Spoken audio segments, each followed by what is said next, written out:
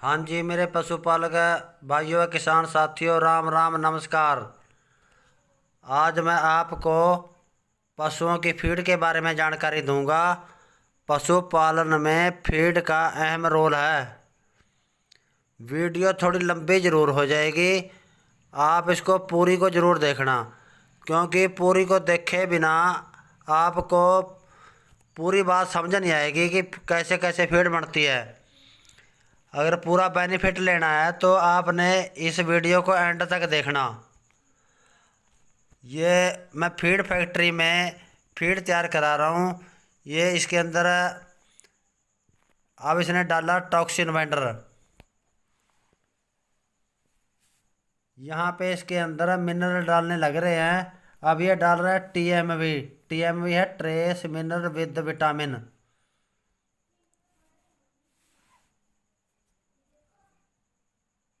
पहले हम इसमें मिनरल एक तरफ तैयार करेंगे, उसके बाद फीड फैक्ट्री के अंदर जाएंगे। ये मिनरलों का स्टोर है। और हमारे को इसके बारे में भी जानकारी दूंगा कि मिनरल और विटामिन क्यों मिलाने पड़े।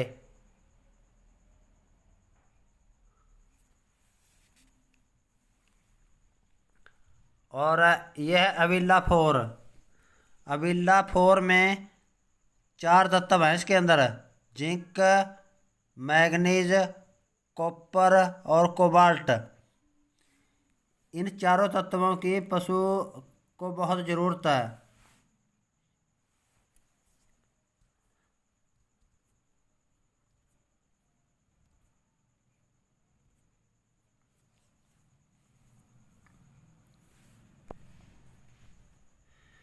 और ये हो गया ईस्ट कल्चर। ईस्ट कल्चर क्या है? पशु का जो पहला पेट है, जिसको रोमन बोलते हैं, चारा वहाँ पे ले जाता है सबसे पहले। वो चारे को पचाने के लिए जो माइक्रोफ्लोरा है उनकी संख्या बढ़ाता है। माइक्रोफ्लोरा ने ही चारे को खाना है। और ये है लीवर 52। लीवर 52 हम इसमें पाउडर फॉर्म में डालते हैं।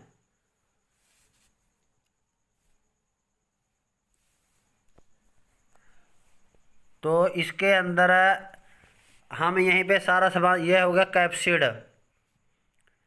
हर तत्व का पशु की जिंदगी में अहम रोल है।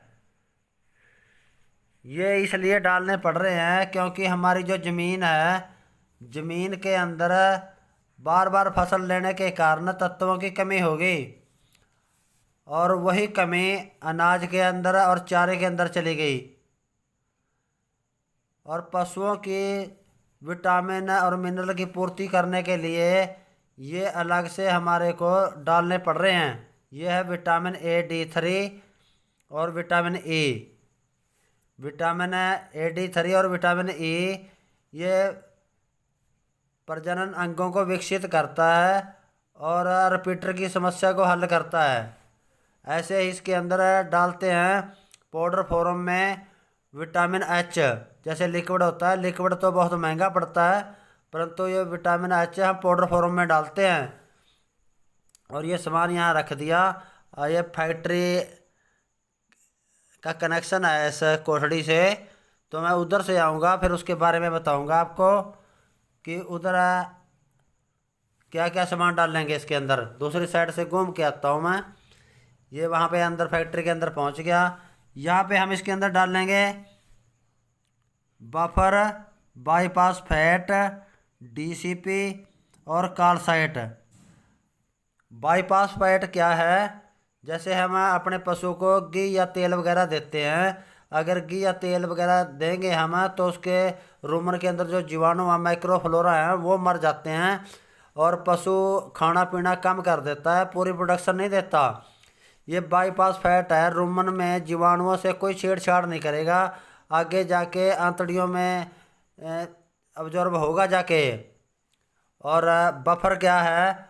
बफर रूमन की पीएच बना के रखता है। जैसे मीठा सोडा डालते हैं, मीठे सोडे में एक तत्व है, बफर में दो तत्व हैं। और ये मक्की है, देखो कितना सुथरा अनाज है। जैसे अनाज हम खाते हैं वैसे ही अपने पशुओं के लिए डालते हैं। मक्की 12 रुपये किलो भी है और 18 रुपये किलो भी है। और ये मक्की ग्राइंडर के अंदर चलेगी। ये इतना बड़ा ग्राइंडर है, 1 मिनट में 1 क्वांटल ग्राइंड करता है। और वो भी ठंडा आटा निकलता है, बिल्कुल ठंडा। ठंडे की न्यूट्रिशन वैल्यू बहुत ज़्यादा होती है। गर्म होने पर उसके अंदर तत्व कम हो जाते हैं। तो ये पीस के इधर ये है चक्की, जिससे बनौड़े की खल को ग्राइंड करते हैं और बनौड़े को ग्राइंड करते हैं ताकि फीड में अच्छी तरह से मिक्स हो जाए।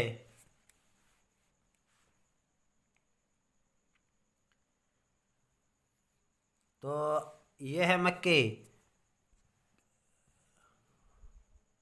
वहां से तौल के ये मिक्सर के पास पहुंच गई।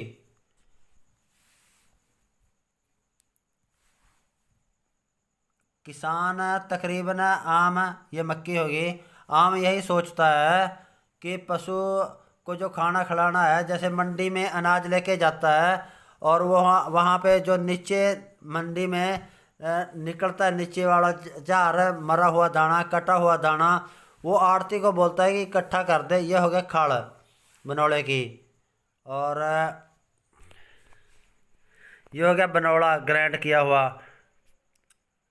और किसान आड़ती को बोलता है कि ये जो सामान मेरे अनाज में से निकला है, इसको इकट्ठा कर दे, मैं अपने पशुओं का डाल लूँगा। जबकि पशु, ये होगा चोकर, फ्रेश चोकर है, बिल्कुल फ्रेश।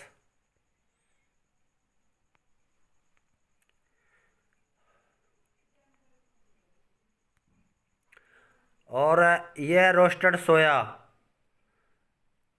ये उनको डाला जाता है पशुओं को जो बहुत ज़्यादा ईल्ड वाले हैं, जैसे 30 लीटर से प्लस गाय है और 15-20 लीटर से ऊपर की भैंस है।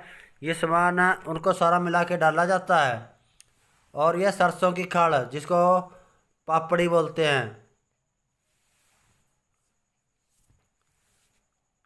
और यह है चने का छिलका।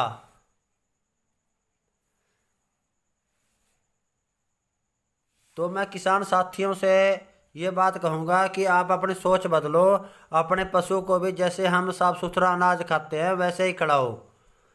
आप सोच के देखो कि आप अगर शहर के अंदर कोई गन्ने के जूस की रेहड़ी लगी हुई है, हम रेहड़ी के पास जाएंगे तो उसको बोलेंगे कि अच्छा गन्ना लगा।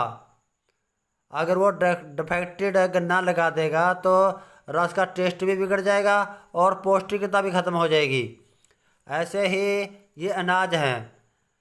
कई बार किसान है किसी चक्की वाले या ग्राइंडर वाले के पास चला जाता है, वो बोलता है कि जो चना है बढ़िया वाला वो तो 70 रुपये है और जो ये छोटी चनी है वो 40 रुपये है, तो सस्ती पड़ जाएगी। किसान उसको चनी को डलवा लेता है।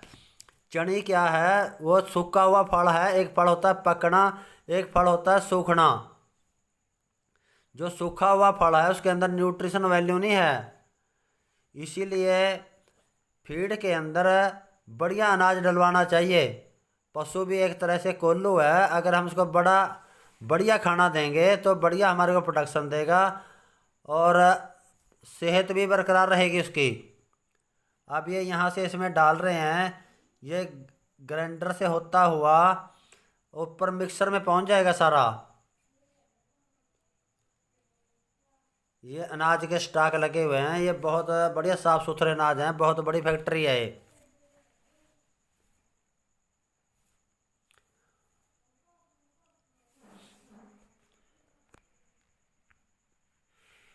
और ये काल साइड और डीसीपी डालने का क्या मतलब है, ये इसमें सीरा डाल रहा है, उधर से आ रहा है सीरा, इसमें सीरा डाल रहा है। सीरा डालने के बाद और ये उसके मिक्सर के साथ केमिकल पड़े हैं, ये थैले में केमिकल पड़े हैं, छोटा थैला नीचे पड़े हैं, उसके बाद ये केमिकल डालेगा। जैसे हमारे भैंस के दूध के अंदर 1 किलो दूध के अंदर 6.5 ग्राम कैल्शियम निकल जाती है, तो किसी भी लिक्विड कैल्शियम से आप उसको पूरा नहीं कर सकते। अगर आपकी भैंस 15 लीटर दूध देती है, 100 ग्राम के करीब कैल्शियम निकाल के दे देती है बॉडी से, तो उसकी पूर्ति करने के लिए हम इसमें काल साइड और डीसीबी डलवाते हैं। पशु अपने बॉडी के अंदर से दूध में 18 तत्व निकाल के दे देता है। अगर हम नहीं डालेंगे तो वो समय पे हीट में नहीं आएगी। हीट में आएगी तो गाभण नहीं ठहरेगी। गाभण ठहरेगी तो कई बार पीछा दिखाने लग जाती है उसमें तत्वों की। फिर डॉक्टर दवाई लिख के देता है, वो दवाई हमारे को बहुत महंगी पड़ती है। इसने वो उसमें डाल दिए।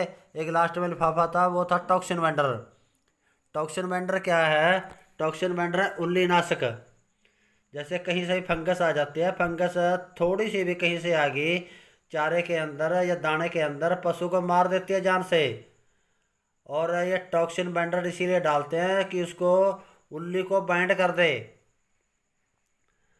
और अब इसके अंदर 6-7 मिनट घूमने के बाद, इसमें पूरी तरह मिक्स होने के बाद फिर ये इसको निकालेंगे।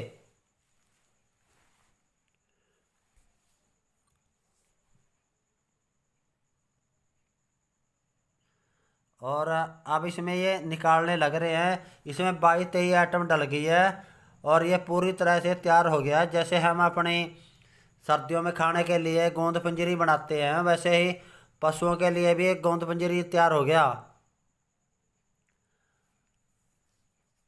और कांटे के ऊपर रख के अब इसमें वजन करेंगे 50 किलो, 200 या 250 या 300 ग्राम के आसपास भर्ती करते हैं इसकी। ये देखो कैसा बढ़िया अनाज तैयार हो गया। ये सब आइटमें मिलके एक जैसी होगी। आज विज्ञान का युग है, अगर विज्ञान के अनुसार नहीं चलेंगे तो हम बहुत पीछे रह जाएंगे। पशु के मैनेजमेंट पर, फीडिंग पर खर्चा करो, ना कि उसकी बीमारी पर खर्चा करो। आज इतनी महंगाई हो गई है, बनौड़े की खड़ 2200 रुपये पार कर गई है। और ये सब आइटमें मिला के उससे बनौड़े की जो खड़ की बोरी है उससे कम है। 50 किलो की बनौड़े की भर्ती, खड़ की तो भर्ती होती है 49 किलो की, ये 50 किलो की है, फिर भी उससे सस्ती पड़ती है। और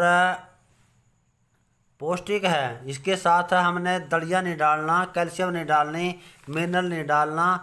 अब ना इसको भिगोना, ना इसको उबालना, इसको सूखा ही डालते हैं।